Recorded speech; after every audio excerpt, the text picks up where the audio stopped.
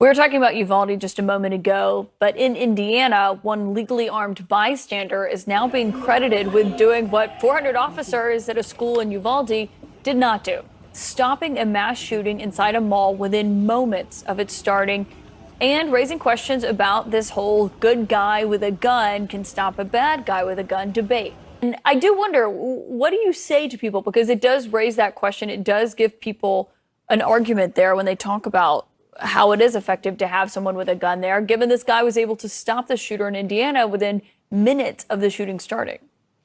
22-year-old Elijah Dicken, what a hero. I mean, can you imagine, Caitlin, the poise and the courage required of him? Even if he's armed, I think until you're in that circumstance, you wouldn't know how you'd respond if given the opportunity. And according to law enforcement, within 2 minutes, he was able to subdue, to kill that attacker, or it would have been a hell of a lot worse.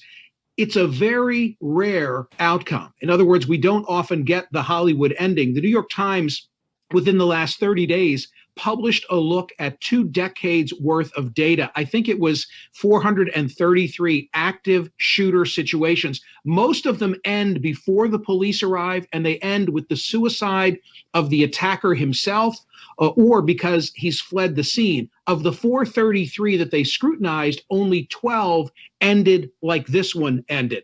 So, all praise to the 22-year-old hero in Indianapolis, but it also raises questions of, if everyone was now carrying a gun, would there be crossfire? Would more people get lost as a result of secondary shootings? I'm not saying it's the outcome where everybody should be armed, but at least in this case, it was a hell of a lot better than the alternative. Final thought, if I may, in Uvalde, of course, we had 376 good guys with guns, and nobody acted.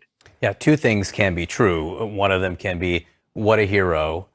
In Indiana, what an amazing outcome there. Not, obviously people still did die there, but not as deadly as it could have been. But the statistics show not something that every time necessarily is available.